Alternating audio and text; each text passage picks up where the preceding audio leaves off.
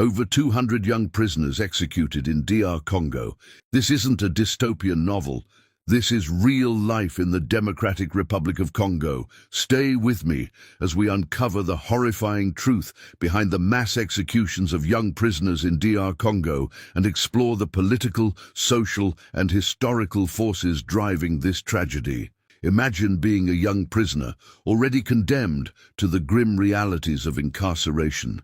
Now, imagine facing a fate even worse, execution without trial, justice or mercy. A nation grappling with a broken justice system, political manipulation, and decades of conflict. But today, we dive even deeper. How do these atrocities fit into the larger picture of systemic corruption, international complicity, and the relentless struggle for human rights? One of the biggest drivers of injustice in DR Congo is corruption. It's an open secret that public officials, those who are supposed to uphold the law, are often the ones breaking it. Bribes influence every level of the justice system, from police officers to prison wardens to judges. And it doesn't stop there. DR Congo's vast mineral wealth is both a blessing and a curse. Mining companies, both domestic and international, pump billions of dollars out of the country, but little of it reaches the people.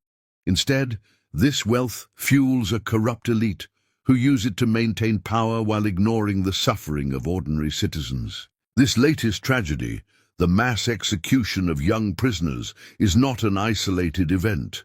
It's part of a broader cycle of systemic failures and political exploitation. Reports from human rights organizations suggest that dozens, perhaps hundreds, of young prisoners have been executed in recent months.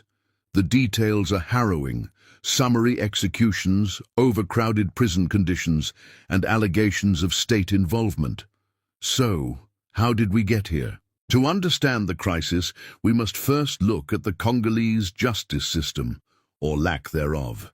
DR Congo's prisons are infamous for their horrific conditions: extreme overcrowding, malnutrition, and disease.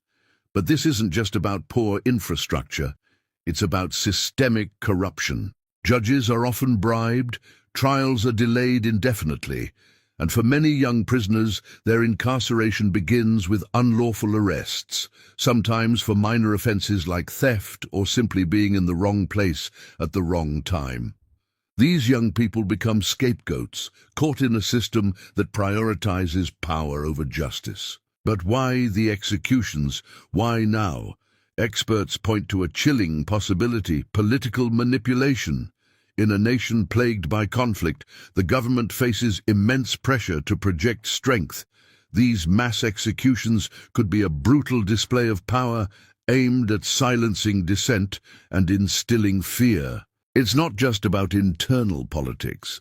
DR Congo is under international scrutiny, especially for its human rights record. These executions might also serve as a distraction from other scandals, such as corruption in the mining sector or ongoing rebel insurgencies. Behind the numbers are real people. Take the story of Jean-Pierre, a 19-year-old accused of theft without evidence. He was dragged from his cell and executed without a trial. His family is left devastated, seeking justice in a system that seems designed to deny it. Jean-Pierre's story is just one of many. These young prisoners are not criminals. They are victims of a system that has failed them at every turn. To truly understand these executions, we need to step back and look at DR Congo's broader struggles. The country has been mired in conflict for decades, with armed groups vying for control over its lucrative minerals. These conflicts have displaced millions and created a climate of fear and mistrust. And let's not forget the international angle. Global corporations benefit from DR Congo's resources, while the international community largely turns a blind eye to the human cost. Are these executions just another chapter in a long history of exploitation? But DR Congo's problems aren't just internal. Let's talk about the elephant in the room: international complicity. For years, Western nations and multinational corporations have benefited from Congo's chaos. The demand for cobalt, coltan, and other minerals critical for tech products like smartphones and electric vehicles, has created a market that thrives on instability. Think about it. If stability brought accountability, these companies might have to pay fair wages, follow environmental standards, or stop funding armed groups. But instability, it's profitable. The question is, are these mass executions just another byproduct of a system designed to exploit Congo? Now let's talk about armed groups. While the government is often the main actor in these executions, armed militias also play a significant role. These groups control large swathes of the countryside, exploiting the lawlessness to commit atrocities and recruit young people, sometimes the same young prisoners who escape the justice system. This creates a vicious cycle. Young people, desperate for survival, join militias, only to become targets for both the government and rival groups. And the lines between criminal and victim blur further. Despite the scale of these atrocities, global media coverage remains minimal. Why? Because stories like these don't generate clicks. In a world dominated by short attention spans and sensational headlines, the systematic suffering of people in DR Congo is overshadowed by more marketable crises. This silence enables the perpetrators. Without international outrage, there's no pressure on governments or corporations to change, and without pressure, the cycle continues. Now let's talk about the man at the center of it all, Constant Mutamba. He's no stranger to the intricacies of the DRC's legal and political landscape. Known for his pragmatic approach, Mutamba has a reputation for balancing firmness with diplomacy. But make no mistake, he has his work cut out for him.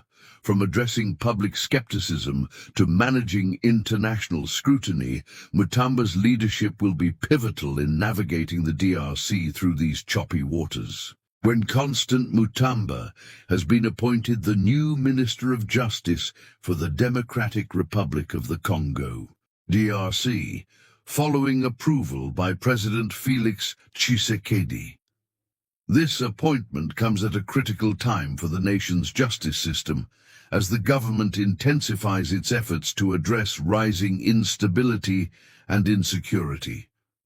In a strong demonstration of its commitment to combating crime, the DRC has issued severe sentences to over 200 individuals associated with the notorious Colunus group.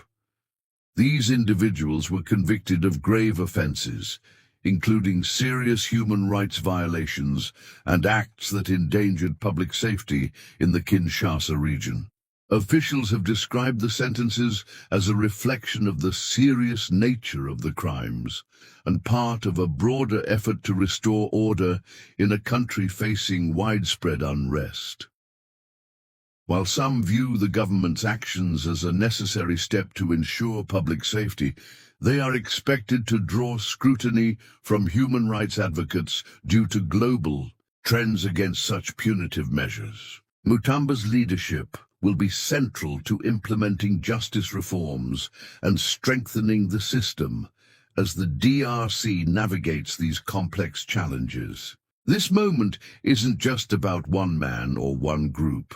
It's about the future of the DRC. As the government steps up efforts to combat crime and instability, it's also grappling with deep systemic issues. Justice reform, corruption, and human rights concerns are all intertwined. According to government sources, these inmates were part of a plot to escape or posed a threat to national stability. But human rights groups and local activists tell a different story. They allege that this was a premeditated massacre aimed at silencing dissent or covering up deeper systemic abuses. And let's not forget the regional context.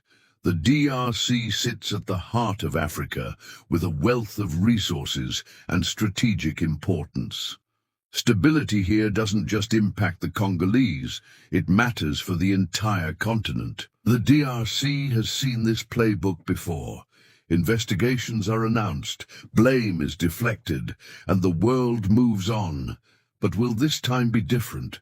Will these 200 young lives finally spark real change? That brings us to the million-dollar question: who's to blame? Was this a rogue operation by local prison authorities, or does responsibility go higher up the chain? Some reports hint at orders from high-ranking officials, while others point to militia infiltration of the prison system. This isn't an isolated incident. The system itself is designed to dehumanize, and that's why accountability is so rare. This story isn't just about the lives lost, it's about the lives still at risk. If this video moved you, share it. Talk about it. Reach out to organizations like Human Rights Watch or Amnesty International to learn how you can help, because silence is complicity and the people of Congo deserve better. Real change requires pressure from all sides. Governments, NGOs, and yes, people like us. Sharing these stories, raising awareness, and demanding action can make a difference. The mass executions in DR Congo are a symptom of a deeper problem, one that won't be solved overnight. But we can't afford to look away. Share this video, educate yourself, and let's stand in solidarity with those fighting for justice. Together, we can make sure the voices of these young prisoners are not forgotten. So what's next for the DRC? Will Constant Mutamba steer the justice system toward meaningful reform, or will the challenges prove too great? One thing's for sure, this is a story we all need to watch closely. What do you think of Mutamba's judgment and the government's actions against the Kulunas and mass executions of young prisoners? Let's keep the conversation going. If you found this breakdown helpful, hit that like button and subscribe.